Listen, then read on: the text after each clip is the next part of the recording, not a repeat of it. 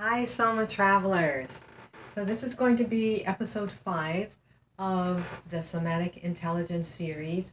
And this particular video is going to focus on the introduction to sensing the shoulder in relation to other areas of the body. Because in order to re educate and release the shoulder, we're going to have to understand and sense into how it's connected to, for example, the thorax, the pelvis. There are almost 20 muscles in the shoulder girdle and the shoulder joint. And some of those connect into the neck. Quite a few of them, most of them, connect into the thorax. Some are near the spine. Many of them are all around the rib cage, anterior, posterior. And it's just going to be very fascinating and informative for you to realize how some of the use patterns in other areas of your body that make them stiff wind up impinging and limiting the expression of freedom in your shoulders. So let's start by sensing the thorax. And in order to do that, I'd like you to find a doorway that's not too wide, not too narrow, so that you're in here like this, so that you have a comfortable distance to just rest your palms facing forward on the door frame itself, and see if you can find some adjectives that describe some of the sensations that we experience internally, even though there may not be something in the vocabulary. Just let that sensation speak to you directly as a direct experience of a felt sense, and let that be the guide for where the ease is. So right now, our guideposts, I think, will be just the sense of ease and the sense of restriction, the sense of slide and glide, and the sense of maybe a little bit of restriction, pull, hesitancy, little stiffness. Just find those words that describe the places where your shoulder is not easily moving, whether it be the joint or the whole girdle, and those places where it feels more easeful. So right now we're just going to discover those relationships and discover which areas are presenting with the most ease and or the most restriction. So in your position that feels stable for your arms, so that your shoulders can just relax and your hands are just, just gripping a little bit with a finger or two here, and they're also relaxed. And then focusing on your sternum, lift it forward. So you're going to let that go anterior. I don't know if you can see it coming towards you. And then flex and sink. So the spine is going posterior, anterior into extension, and posterior into flexion. And feel what happens in your girdle and in your joint from position to position.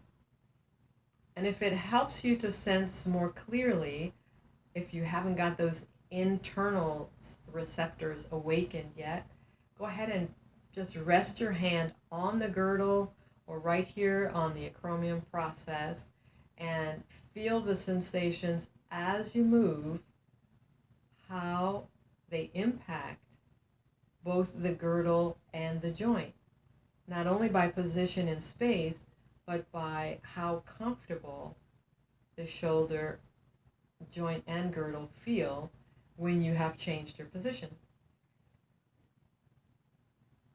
Next, I want you to shift to the right, just with your thorax. So shift your rib cage to the right. Feel what that does to your girdle and to your joint. Shift to the left. Same thing. What happens in the shoulder and joint on each side. Come back to center. Shift your pelvis to the right. Come back to center. Shift your pelvis to the left. Where does that pull or send forces into in your shoulder joint and your girdle? Do you notice more on one side than the other? Is there more entanglement on one side than the other when you move your pelvis? Because optimally, even though they are connected, because the lats do can attach down there on the sacrum, and they insert up here almost under the arm at the anterior head of the just under the head of the humerus. So when you move your pelvis, you will feel that. But if there is enough freedom and release in the lats, you'll be able to move your pelvis and not feel much of a pull. It could be something in the rotator cuff, but just notice for you, if you rotate your pelvis, what does that do in each shoulder? Rotate it to the left, to the right, translate to the left, to the right. Notice the differences from side to side. Extend, so arch your back, extend your pelvis, flex, curl your pelvis. What does that do for your shoulders, each shoulder, the girdle and the joint? Again, if it isn't sending a lot of sensation in there yet, as it begins to wake up, use your hands directly and feel what that's like. Feel what the change does, how it shifts the position of the humerus in the socket, and what does that feel like in terms of tension or openness or pressure or relaxation, and find that position of the most ease in your shoulder girdle and your joint by repositioning your chest and your pelvis. Just keep exploring until you find the most neutral spot for yourself. And then keep that impression. Remember that when you're driving, when you're at your desk, when you're standing, if you have a standing station, if you're doing dishes, as you walk, just keep that memory of where is the position in space of the areas that are connected to my shoulders, to your shoulders, and let them be as neutral as possible. The next thing to notice, of course, is going to be your position of your head and your neck. And just pay attention to where it goes. Where do your head and neck go as you change your position of your pelvis?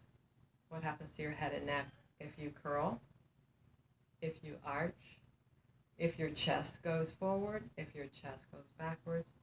Where does your head and neck go if you pivot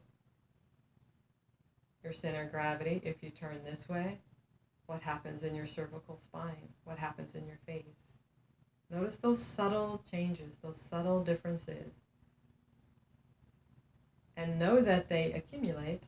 They will. They'll influence your jaws. They'll influence your cranial base. They'll influence eventually how you feel at the end of the day, and sometimes before you get to the end of the day. So explore this a few times on your own, and store that information for yourself. And then we'll move more directly in the next video into freeing the muscles of the shoulder and the neck and their function.